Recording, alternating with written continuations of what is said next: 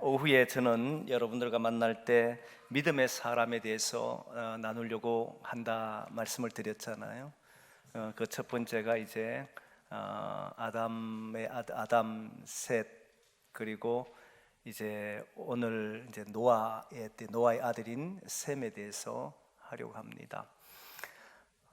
셈에 대해서 이야기를 할 때 우리는 흔히 오늘 본문에 대한 이야기를 많이 하지만, 오늘 본문은 노아의 어떤 실수나 또는 그의 아들들의 반응, 이런 것들에 대해서 주로 많이 나누지 않습니까?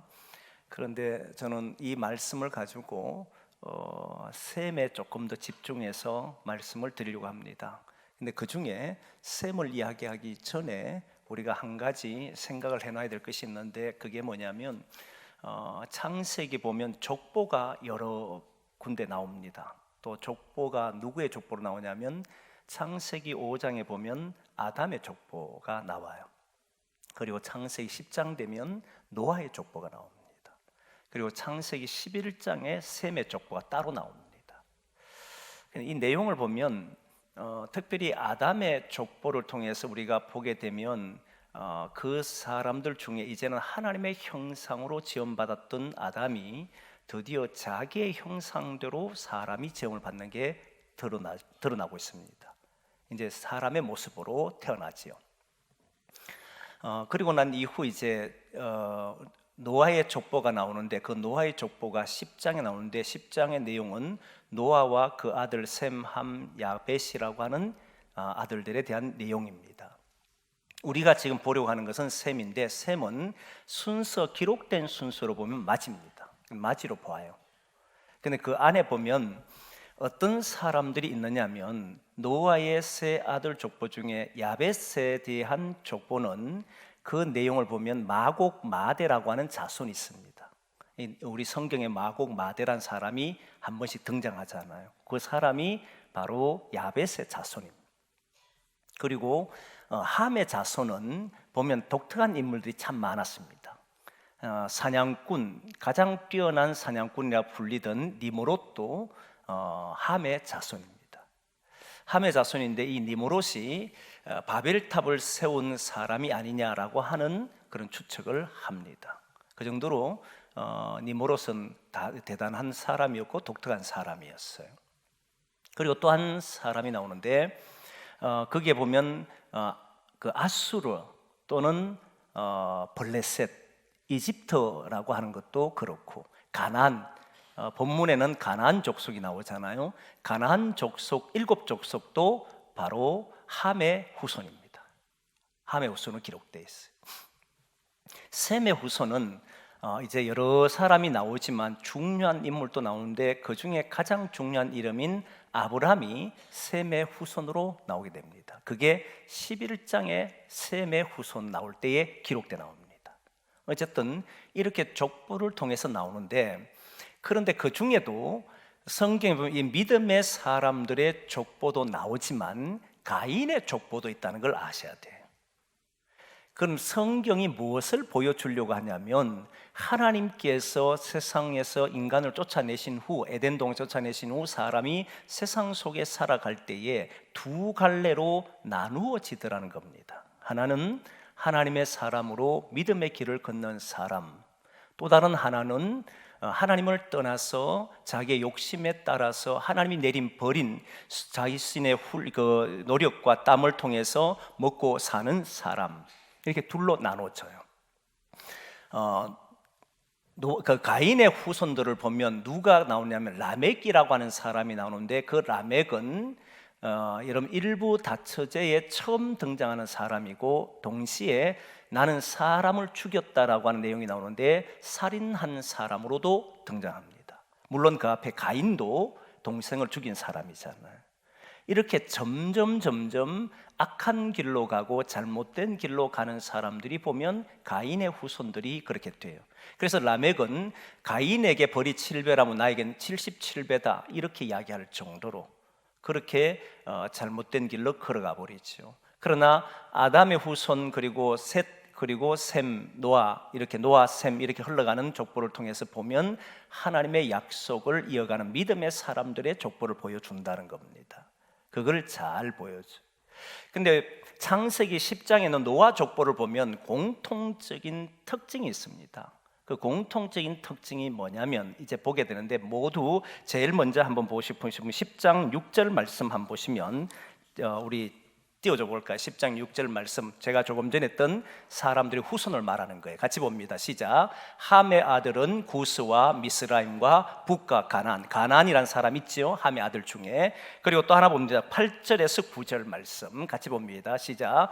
구스가 또 니므롯을 낳았으니 그는 세상의 첫 용사라. 대단한 사람이 있습니다. 니므롯이. 9절 말씀 볼까요? 그가 여호와 앞에서 용감한 사냥꾼이 되었으므로 속담에 이르기를 아무는 여호와 앞에 니므롯 같이 용감한 사냥꾼이로다 하더라. 여러분, 니므롯이 여호와 앞에서도 이렇게 강한 사람처럼 표시될 만큼 대단한 사람이었습니다. 그리고 또 한 구절 봅니다. 10절에서 14절. 여기에 이제 가나안 족속들이 쭉 여러 족속들이 나타나는데 한번 보겠습니다. 시작. 그의 나라는 시날 땅의 바벨, 에렉과 악갓과 갈레에서 시작되었으며 그가 그 땅에서 아수르로 나아가 님노해와 로보딜과 갈라와 미노해와 갈라 사이에 레센을 건설하였으니 이는 큰 성읍이라. 빨리빨리 넘겨야 돼요. 미스라임은 루딤과 아나민과 르하빔과 납두힘과 바드루심과 가슬루힘과 갑도림을 낳았더라. 가슬루임에게서 벌레셋이 나왔더라. 이제 함의 후손 중에 보면 이제 벌레셋도 있고 바벨론도 있고 많은 나라들이 나오게 됩니다. 이 족속에서 나와요. 그런데 이들 셈의 노아의 족보 속에는 공통적인 특징이 있습니다. 어떤 특징이 있느냐면 한번 보겠습니다. 모든 제일 처음에 야벳도 그렇고 함도 그렇고 그리고 셈도 똑같아요. 이건 예외가 아닙니다. 다 갈라집니다. 한번 보겠습니다. 10장 5절 말씀 같이 봅니다. 시작. 이들로부터 여러 나라 백성으로 나뉘어서 각기 언어와 종족과 나라대로 바닷가의 땅에 머물렀더라. 자, 이게 누구냐면 야벳의 후손들이 여러 나라 백성으로 나누어지게 됩니다. 왜냐하면 언어도 다르고 종족도 다르고 나라대로 바닷가의 땅에 머물렀기 때문에 다 흩어져요. 자, 그러면 조금 전에 했던 함은 어떻느냐? 함에 대해서는 10장 20절 말씀 보겠습니다. 같이 봅니다. 시작. 이들은 함의 자손이라 각기 족속과 언어와 지방과 나라대로 였더라. 다 이렇게 됐잖아요. 또 마지막 10장 31절 봅니다. 셈도 똑같아요. 같이 봅니다. 시작. 이들은 셈의 자손이 그 족속과 언어와 지방과 나라대로였더라. 이들도 다 흩어집니다. 이 말은 하나님께서 처음 에덴을 창조하시고 사람이 있을 때에 이들은 하나님 안에 통치되다가 하나님 안에서 살아가던 사람인데 나오니까 누구도 예외 없이 살려고 하니까 흩어질 수밖에 없다는 거예요. 그 이유는 여러 이유가 있습니다. 이들에게는 농사를 짓거나 어떤 살아가는 방법이 모여 사는 방법이 아니었고 흩어져서 살아갈 수밖에 없는 목축업을 하다 보니까 목축업을 하는 사람들은 모여서 무리를 지어서 살 수가 없습니다. 왜냐하면 목초지의 한계 때문에. 그래서 흩어질 수밖에 없었어요. 그래서 다 흩어져서 삽니다. 가족이면서도 흩어질 수밖에 없습니다. 흩어지고 오랜 세월이 지나면 가족이라 생각을 하질 않습니다. 오랜 세월이 지나면 서로 적국으로 만나서 서로 빼앗고 빼앗는 식으로 나타나게 되어 있습니다. 근데 여기 중요한 것은 목축업 때문에 흩어진 것이라고 우리는 보지만, 그러나 성경의 정신으로 보면 뭘로 봐야 되냐면 이것은 하나님께서 아담에게 내린 벌 때문입니다. 심판 때문이에요. 하나님께서 아담에 내린 것은 뭐냐면 자기의 수고와 땀을 흘려야만 먹을 게 있다는 거잖아요. 근데 수고하고 땀을 흘리는데 한 곳에 목초지밖에 없고 경쟁할 수밖에 없는 상황이면 이들은 그 경쟁을 통해서 우리가 함께 살 수 있는 길을 찾아야 되지만 그 길을 찾을 수 있는 것이 없게 되면 어떤 역할을 하게 되냐면 서로 다투게 되어 있습니다. 내가 살아야 되니까. 내가 살기 위해서는 나만의 성을 만들어야 되고 나만이 살아갈 수 있는 공간을 만들어야 돼요. 그러지 않으면 못 사니까. 그래서 이건 단순히 목축업 때문에 흩어졌다고 보는 것은 사람들의 평가고, 성경의 평가는 하나님께서 내린 인간이 누구나 다 먹고 살기 위해서 살아갈 때는 경쟁을 통해서 할 수밖에 없어서 이들은 뿔뿔이 흩어질 수밖에 없었다는 게 분명합니다. 그렇게 살 수밖에 없으니까. 오늘 말씀은 이걸 통해서 보면 참 놀라운 건데, 여러분 보시면 근데 성령이 우리에게 임했을 때는 어떤 일이 벌어지냐면 서로 다른 언어임에도 불구하고 하나로 모여지기 시작하잖아요. 이상한 일이 벌어지는 거예요. 사람이요, 함께 살면 그 함께 사람들이 숫자가 늘어나면 늘어갈수록 마음이 하나 되는 건 너무너무 어렵습니다. 사실 불가능할 만큼. 그러다 보면 그 안에는 복잡한 일들이 많이 일어납니다. 그렇게 됐을 때 서로가 서로에게 경쟁하고 내가 살기 위해서 말하다 보면 결국은 흩어지게 돼 있습니다. 한국 교회도 성장하기 시작하니까 다 분열해서 흩어져 버리잖아요. 세계 교회사도 똑같았습니다. 이게 모든 인간이 살아가는 곳에서 나타난 현상이라는 거예요. 이걸 깊이 생각하지 않으면 우리도 자칫 잘못하면 가족도 그러지만 우리가 함께 사는 사람들과 흩어질 수 있다는 걸 잘 아셔야 돼요. 함께 모여갈 수 있는 방법이 뭐냐면 신약에서 예수 그리스도가 오심으로 나타나는 거예요. 잘 보면 예수 그리스도 오셔서 성령의 역사가 일어나는데, 우리는 지금까지 노아나 이런 것이 중요하지 않잖아요. 성경을 통해서 하나님의 역사와 예수 그리스도를 드러내야 되는데, 성령이 나타났을 때 어떤 일이 벌어지냐면 베드로가 설교하기 전에 성령이 임했을 때 나타난 일입니다. 바로 사도행전 2장의 말씀 봅니다. 사도행전 2장 9절에서 11절 말씀 보겠습니다. 9절에서 11절 말씀 같이 봅니다. 시작. 우리는 바데인과 메데인과 엘람인과 또 메소포타미아, 유대와 갑바도기아, 본도와 아시아, 버루기아와 밤빌리아, 애굽과 및 구레네에 가까운 리비아, 여러 지방에 사는 사람들과 로마로부터 온 나그네, 곧 유대인과 유대교에 들어온 사람들과 그레데인과 아라비아인들이라 우리가 다 우리의 각 언어로 하나님의 큰 일을 말함을 듣는도다 하고. 자, 보십시오. 각자 언어로 들었다는 거잖아요. 그리고 여기 보면 다른 나라 사람들, 다 다른 나라 사람들인데 그때 이들은 들리더라는 거예요. 서로 다른 언어이고 서로 다른 사람들인데 성령이 임하고 나니까 성령께서 우리에게 각자에게 들리도록 만들어 주신다는, 이게 놀라웠다. 그랬더니 어떤 일이 벌어지냐면 사도행전 2장 46절 말씀 보시면 이렇게 나옵니다. 같이 봅니다. 시작. 날마다 마음을 같이하여 성전에 모이기를 힘쓰고 집에서 떡을 떼며 기쁨과 순전한 마음으로 음식을 먹고.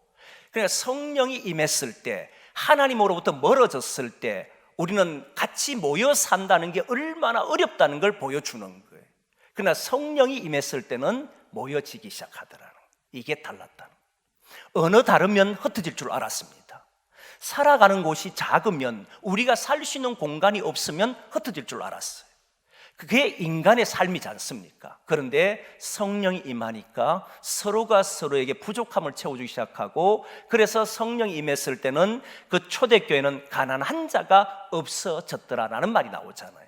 같은 공간이고 같은 시대에 살았는데 가난한 자가 없었다. 이 말은 다른 말로 하면 서로가 서로에게 도움이 되는 방향을 찾아냈더라. 그건 성령의 역사로만 이루어지더라는 거예요. 그걸 보여주는. 그럼 창세기 5장 그리고 창세기 10장 족보 이야기지만 특별히 노아의 족보를 통해서 보면 이제 세상으로 사람들이 흩어지기 시작합니다. 세상으로 흩어져서 서로 적대하기 시작할 겁니다. 서로 어떻게 하면 차지할까를 하게 될 겁니다. 이건 하나님으로부터 멀어진 사람들의 특징이다. 이걸 아셔야 돼요. 저는 저와 여러분들이 함께 살면서 이제는 성령 하나님을 통해서 우리가 함께 된 사람들이기에 함께 모이는 사람, 서로가 격려하고 사랑하는 그런 교회가 되기를 소망합니다. 그런 공동체를 만들어요. 그건 가정도 마찬가지, 어디도 마음을 그렇게 해야 된다는 거예요. 어떤 모임을 가져도 그래야 된다. 저는 신학교 다닐 때에 신대원 이제 제 동기들하고 같이 있으면 어떤 일을 하더라도 함께 하려고 많이 했습니다. 그러다 보니까 서로가 같이 할 수 있는 길을 찾아보고 아니면 안 할 수 있는 방을 하고 함께 찾아보니까 답을 찾아내요. 또 보면 그래서 함께 할 때 이런 역사가 나타날 수 있구나 하는 것을 체험했다는 거예요. 서로가 경쟁 상대잖아요. 시험 쳐도 시험 치면 그들 누가 A뿔 받느냐, 누가 어떻게 받느냐 이런 게 항상 주어지잖아요. 근데 누가 A뿔 받느냐 이게 중요하지 않았고 우리가 함께 무엇인지 하자라는 생각을 가지니까 일이 되더라는 거예요. 그래서 항상 모이면 우리 전체가 사는 길을 택해보자라고 이런 것들을 많이 가졌던 시절이 있었는데 그게 참 기억에 오래 남아요. 그 우리 대표했던 사람이 그렇게 이끌어갔는데 우리도 그렇게 하나님 안에서 성령 안에 사는 사람들은 함께 하려고 한다. 서로 언어가 다르고 살아온 문화가 다르고 생각이 다르고 사는 방법이 다를지라도 함께 하나님의 역사에 동참하는 그런 저와 여러분 되기를 소망합니다. 이제 셈으로 넘어가고자 합니다. 셈을 통해서 보고자 하는 것은 두 가지입니다. 하나는 이미 아벨과 그리고 셋을 통해서 알았습니다. 아벨과 셋, 특별히 셋이라고 하는 사람은 성경에 많이 등장하지 않습니다. 사실 거의 없어요. 그럼에도 불구하고 셋이라고 하는 이름이 성경에 기록되어 있습니다. 그리고 셈의 후손도 보면 상당수가 성경에 등장하지 않습니다. 아브라함 겨우 등장할 정도로 등장합니다. 니므롯이라고 하는 사람이나 가인은 그리고 라멕은 보면 어떤 것을 살아가냐면 그 후손들이 고통 속에 살도록 그걸 이어준 사람이 되어버렸어요. 그래서 우리는 셋을 이야기할 때도 이들은 하나님의 사람으로 믿음을 이어준 사람이었다. 이어주는 게 정말 중요하다 그랬습니다. 기억나죠 여러분? 마찬가지로 이 셈도 이어주는 사람이었습니다. 여러분, 이어준다는 것을 가볍게 여기면 안 됩니다. 우리의 삶은 누군가에게 또 이어주고 있다는 걸 아셔야 돼요. 요즘 새벽에 에스겔 말씀을 보는데 에스겔 말씀을 보면 하나님께서 자기 스스로 계속 걸림돌을 놓는 사람이 자기 마음의 우상을 만들어 놓고 자기 걸음에다가 걸림돌을 만들어 놓고 자꾸 넘어지게 하는 사람들이 자기 스스로 말이에요. 주변의 환경이 그렇다고 생각하지만 결국 걸림돌 놓는 건 자기가 놓습니다. 이래 놓는데 근데 놀랍게도 그 후손들도 따라가 버려요. 그래서 신앙은 철저하게 하나님 앞에 개인이 서는 겁니다. 누가 서줄 수 있는 게 아니에요. 철저하게 개인이 서는데 근데 그 개인이 서갈 때 뭘 보고 하나님을 만나느냐면 잘 보면 아브라함이 믿었기 때문에 그 아들 이삭이 당연히 믿은 게 아니에요. 하나님은 아브라함이 믿었을 때 이삭에게 찾아가셔서 말씀을 했습니다. 잘 보시면 야곱의 아들이 12명입니다. 12명 중에 하나님께서 약속하신 것을 이어간 사람은 요셉입니다. 유다가 장자였지만 그 시대에 하나님의 뜻을 이룬 사람은 요셉이에요. 근데 요셉은 하나님의 음성을 직접 들은 경우 없습니다. 아브람도 이삭도 야곱도 나타나셔서 말씀하셨는데 요셉만큼은 하나님이 나타나셔서 이렇게 말씀하셨다는 내용이 없습니다. 근데 그에게는 꿈이 있었어요. 그리고 그의 아버지를 통해서 봤던 것이 있었어요. 우리가 아는 야곱도 자신이 아버지를 속이고 형을 속이고 난 뒤에 라반의 집으로 가잖아요. 가던 중에 베델이라는 곳에 도착했을 때 그때 환상을 보잖아요. 사닥다리 환상을 보는데 사닥다리 환상을 통해 처음 눈을 들어서 무엇이라 고백했는지 우리는 이제 알잖아요. 하나님이 여기에 계신 줄을 몰랐다는 거예요. 이 말은 무슨 말이냐면 하나님은 어디에 계셨냐 했을 때 우리 아버지와 계셨다 이 말이거든요. 그러니까 자신은 하나님이 나와 안 계시니까 얼마든지 거짓말하고 속일 수 있었어요.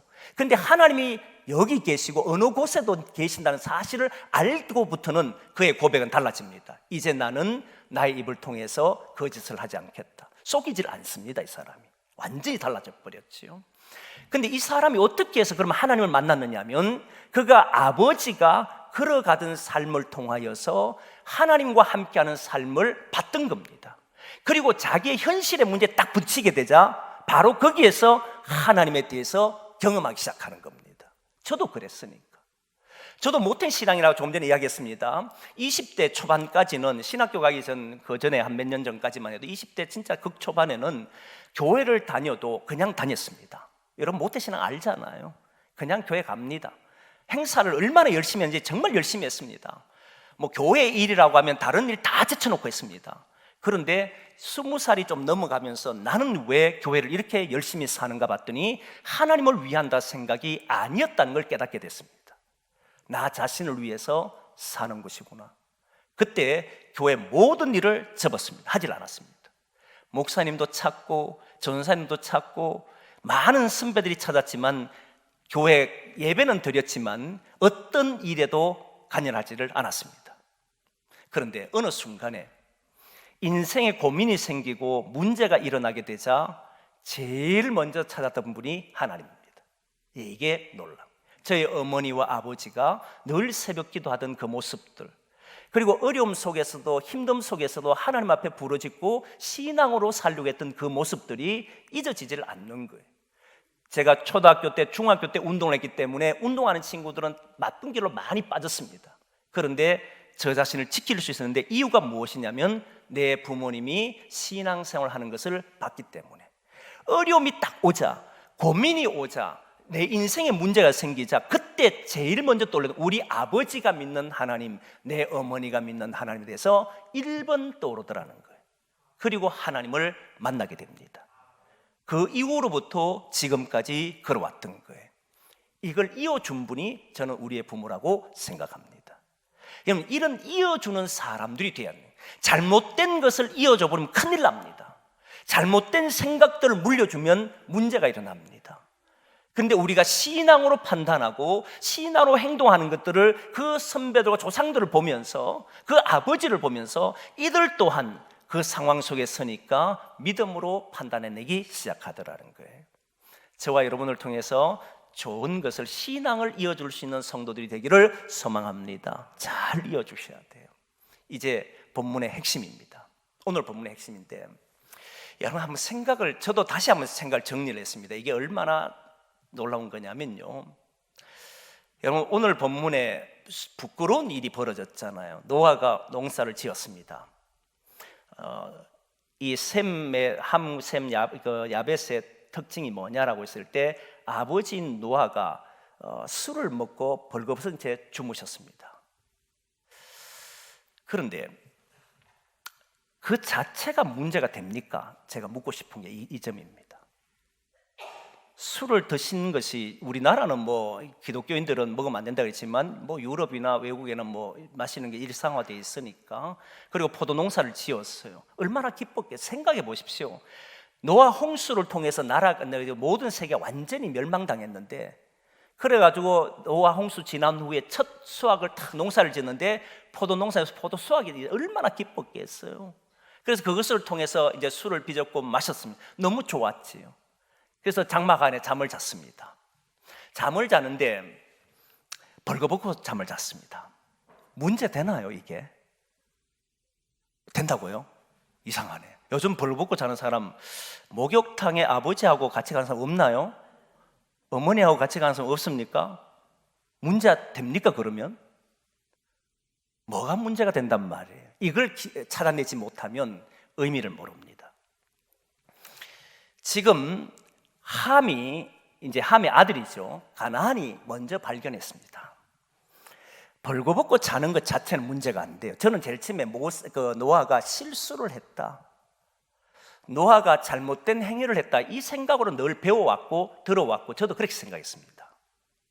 사실 술 먹고 하는 행위들 중에 노아가 지금 한 행위는, 저는 오히려 술 먹은 사람들은 집에 가서 고요히 뭐 벗고 자든 입고 자든 그냥 자면 좋을 것 같아.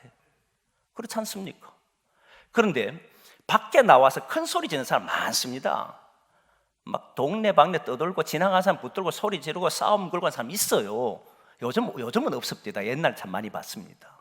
근데 그 사람들 보고 우리는 간이 부었다 그러잖아요. 평소에 그분들 보면 또 신기한 점은 정말 조용조용한 사람들이에요. 평소시에는 있는 둥 없는 지는데 술만 들어가면 이게 뭐 상상을 초월한 행동을 하잖아요. 그래서 저도 한번 그런 쪽으로 공부할 때가 있었는데, 그 보니까 술이라고 하는 게 알코올이 열성이다 보니까 몸에 들어가면 간이 붓는데, 간이 부으면 이성을 마비해서 막 떠들고 다닌대요. 그래 된다고 합디다. 뭐 안 그래 봤으니 잘 모르겠지만 어쨌든 술은 사람을, 이성을 마비시키는 건 분명합니다. 그래서 노아가 술 먹고 밖에 나와서 사람들 붙들고 행패를 부렸다면 잘못됐다라고 말할 수 있지요. 동네 사람들 앞에서 옷 벌거벗고 다녔다면 문제가 되겠지요. 그렇지 않습니까? 그리고 장막 안에서 벌거벗고 난 이상한 짓을 하면 문제가 되겠지요. 근데 벌거벗고 잤는데 그게 뭐가 그래 문제가 된단 말이에요. 이상하지 않습니까? 문제가 된 것은 노아가 잠들었던 것이 문제가 아니라 그걸 본 가나안이 문제가 있었지 않습니까? 저는 처음에는 가나안이 함이 보고 문제가 됐잖아요. 근데 누가 본 사람이 잘못을 가지고 그 잘못이라고 생각을 하고 누구한테 이야기를 했는데 그 이야기한 것 때문에 문제가 일어났지 않습니까? 그렇잖아요. 근데 여러분 생각해 보십시오. 이게 왜 그렇게 문제가 될까? 우리도 그러면 그런 이야기를 했다고 해서 저주를 받아야 되는가? 이런 생각을 할 수 있지 않습니까? 근데 여기는 아주 중요한 문제가 있습니다. 그게 뭐냐면 한 개인의 윤리적인 행동을 보고 말하는 게 아니에요. 아버지의 부끄러움을 드러냈기 때문에 이 사람이 저주를 받는 사람이 아니에요. 성경에서 저주를 말할 때는, 심판을 말할 때는 반드시 하나님 뜻과 관련되어 있습니다. 이걸 잘 기억해야 됩니다. 무슨 하나님 뜻과 관련되어 있냐면 여러분 에덴 동산의 사건을 보십시오. 에덴 동산을 보면 아담과 하와가 창조되고 났을 때 벌거벗었지만 부끄러워하지를 않았습니다. 벌거벗어도 전혀 문제가 없었습니다. 그런데 죄를 딱 짓고 난 뒤에, 약속을 어기고 난 뒤에 이들은 부끄러워서 숨었다라고 하는 말이 나옵니다. 그런데 중요한 말은 여기서부터입니다.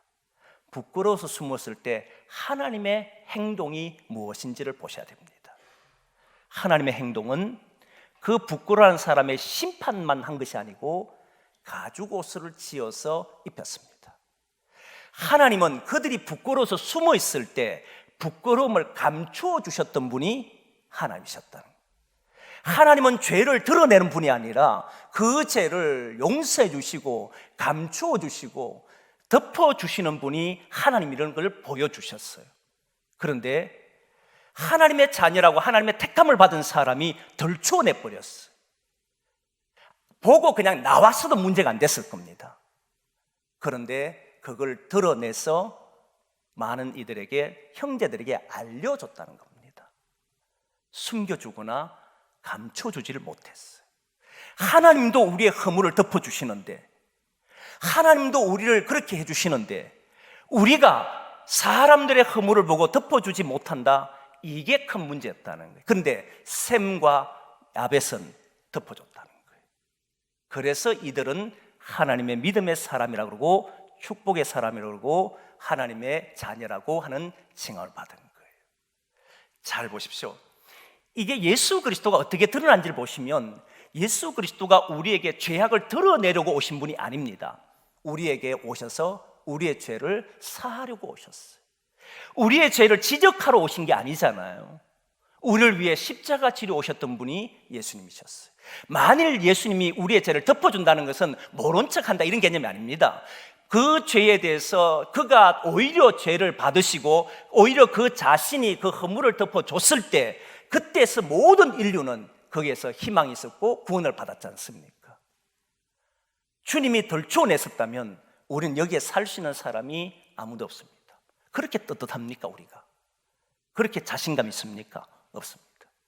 주님이 우리를 용서하신 것은 그가 대신 십자가를 지신 것 때문에 그렇잖아요.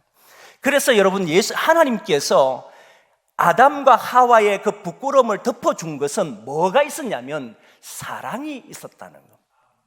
사랑이 있었기 때문에 그 허물을 따진 것이 아니라 그들의 잘못에 대한 책망을 했고 잘못에 대한 것을 무조건 없애준 게 아니라 거기에 대한 책망이 있고 거기에 그것보다도 그 이후에 뭘 하느냐면 덮어주는 허물을 용서해 주시는 사건이 따라오더라는 거예요.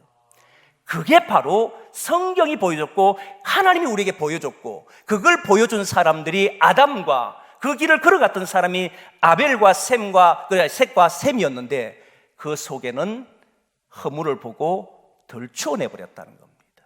이게 문제였다는 거예요. 사람은 누구나 실수할 수 있고 잘못된 길을 갈 수 있습니다. 잘못된 길에 대해서는 지적을 하고 야단을 칠 수도 있어야 합니다. 그러나 그 이면에는 반드시 사랑이 있어요. 사랑이 있을 때에 덮어준다라고 했을 때 무마시켜준다 이 개념이 아닙니다. 기독교는 무마가 없어요. 거기에 대한 책임을 지는 겁니다. 책임을 지되 그 책임을 지는 옆에 있는 사람들은 그거를 덮어주고 함께 가는 사람들이 기독인이에요. 하나님이 덮으셨는데. 그래서 여러분 보십시오. 베드로전서인가 베드로후서인가 제가 찾아달라 했는데 보시면 한번 보겠습니다. 찾아 띄워줄 수 있나요? 베드로 잠깐만, 이게 몇 절인지 봐야 되니까. 숫자가 제가 좀 약해서 베드로전서 4장 8절입니다. 같이 한번 보겠습니다. 시작. 무엇보다도 뜨겁게 서로 사랑할지니 사랑은 허다한 죄를 덮느니라. 여러분, 자식을 생각해 보면 분명해집니다. 자녀들이 잘못했을 때에 매를 듭니다. 매를 들고는 그것으로 끝내버린 게 아닙니다. 끝내는 순간에는 자녀와 부모 자녀 관계가 아닙니다. 그걸 잊어버리고 다시 덮어주는 겁니다. 그게 기독교잖아요.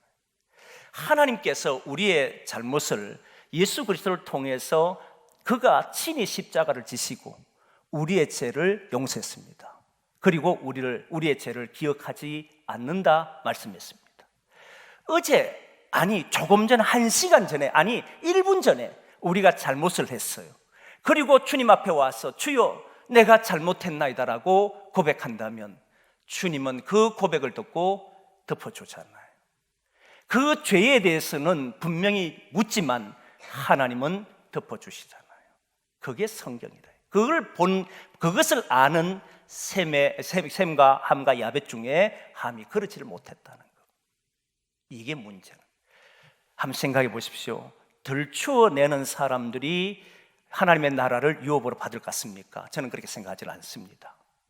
잘못한 것에 대해서는 정확한 지적이 있지만, 그리고 그에 따른 지적이 끝나고 나면 감사하고 위로하고 도와주고 덮어줘야 합니다. 그게 사랑이 있을 때만 가능할 겁니다.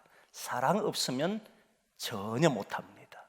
그랬을 때 그 교회나 가정이나 삶이나 늘 새로워질 줄 믿습니다. 그래서 주님의 사랑으로 모든 허물들을 덮어주는, 잘 보시면 1만 달란트와 100데나리를 보십시오. 1만 달란트를 용서를 받았어요. 탕감을 받았어요. 갚아라 소리 하지 않았습니다. 그런데 100데나리온이 되자 나의 허물이 보이자 바로 갚아라 그러잖아요. 이게 인간입니다. 그 은혜를 안다면 오늘 저와 여러분들은 믿음의 사람으로 셈과 같이 하나님의 사랑을 가지고 모든 일을 바라볼 때 모든 것을 흐지부지하는 사람이 아니라 거기에 대해서 정확한 일들과 거기에 대한 용서와 사랑이 함께 있는 그런 신앙으로 저와 여러분들이 걸어가기를 소망합니다. 기도하겠습니다. 이 시간 기도할 때 특별히 한번 기도해 주시면 좋겠는데, 오늘 말씀을 가지고도 기도하지만 제가 1부, 2부 예배 때 얘기했지만 수능생들을 위해서 기도했으면 좋겠습니다. 한번 수능생 명단을 띄워주시고, 이들 참 힘들게 걸어왔고 모든 일들을 참 힘을 다해 수고했는데 이제 17일 수능을 치게 됩니다. 하나님 이들의 길을 열어주십시오. 이들의 삶을 붙들어 주십시오. 그리고 우리도 주님의 사람처럼 믿음의 길을 걸어가게 해주십시오. 우리 같이 한번 통성으로 기도하겠습니다. 같이 기도합니다.